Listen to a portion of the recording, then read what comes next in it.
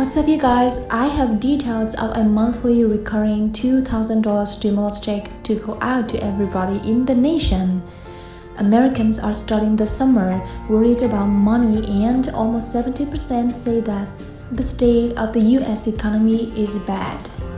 President Biden addressed some concerns in a new Wall Street Journal op this week titled "My Plan for Fighting Inflation."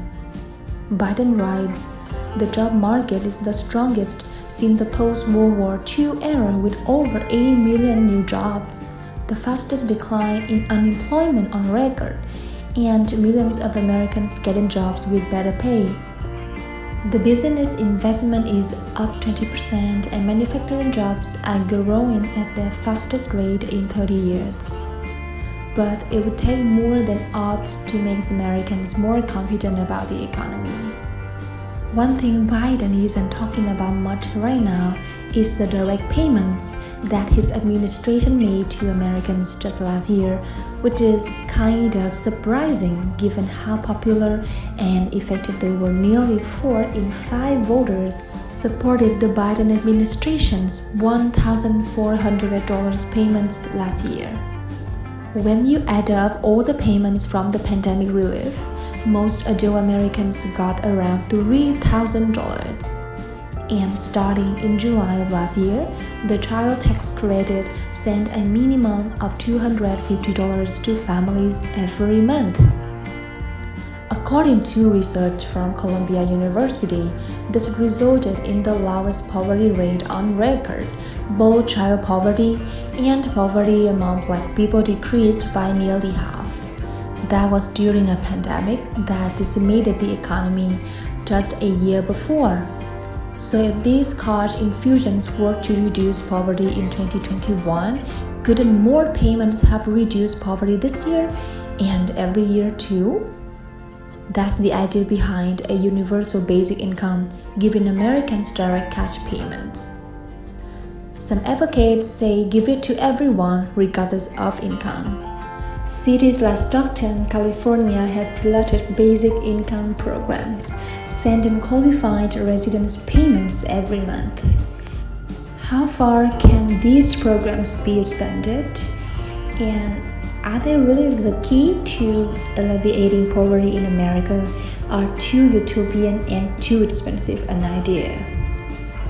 Michael Tubbs, the former Democratic mayor of Stockton, California, said, "We weren't able to get to everyone, but we make sure that we had a representative sample that looked like the community. And what we saw was that the people spent money the way you and I spent money on their kids, maintenance on cars, insurance on groceries. We also saw that those who received the guaranteed income were 2 times more likely to go from part-time to full-time job than those who didn't, and 2 times less likely to be unemployed. We also saw significant mental health impacts comparable to clinical trials or Prozac." So it's really interesting that, especially given the statistic in 2021, we had the lowest poverty rate on record during a pandemic because we gave people a little bit of income floor. We are still having this conversation. We know that the data shows that people need cash to get to work. People need cash for all types of health outcomes. And now it's just continuing to build the political will to do that. He also thinks we have to remember the things we are seeing now in the economy, particularly as it pertains to inflation and shipping issues because of the tariffs of the last administration. Given that context, even the pandemic, no one's perfect. But the Biden administration has tried and has done a lot to increase infrastructure spending, but also the child tax credit. It was not the president didn't want to get it done. The president literally went on TV and said, "This is my top priority." The issue is that there's a senator in West Virginia who fell prey to the trope stereotype of so many people do about why people are poor and why people spend money. So of course, there's room for improvement.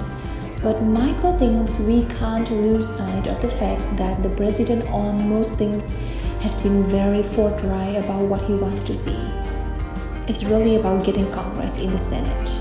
And particularly when senators from West Virginia or a whole other 40-plus senators that Republican to also get on board with an agenda that's good for all Americans. Because not just Democrats who need money. The majority of Americans don't have enough money for one emergency, and that should be something that gets bipartisan support. Answering the question of how to pay for it when people are talking about balancing the budget and deficit reduction, and someone suggests giving people money directly. Otis Rowley, the senior vice president at the Rockefeller Foundation, said, "We will pay for it in the way that we have always paid for in terms of our tax revenues.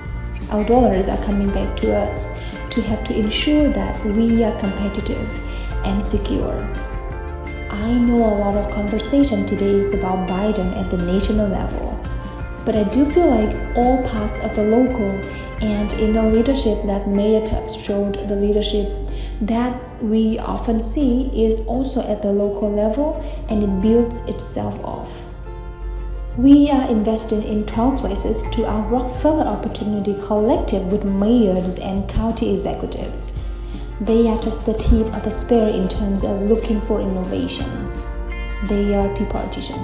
We are Republican and Democratic mayors and counting those who are leaders and recognize that if we're going to do something, it has to be now, and that our dollars are best spent on us in a way that really creates real security and mobility.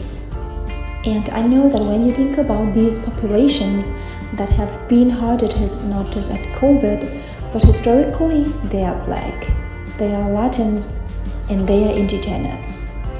In 7 of our 12 cities, we have the mayors that I am dealing with guaranteed income, not because they think it's a good idea, but because the data shows that it's a good idea and they want to do what's in the best interest of their population.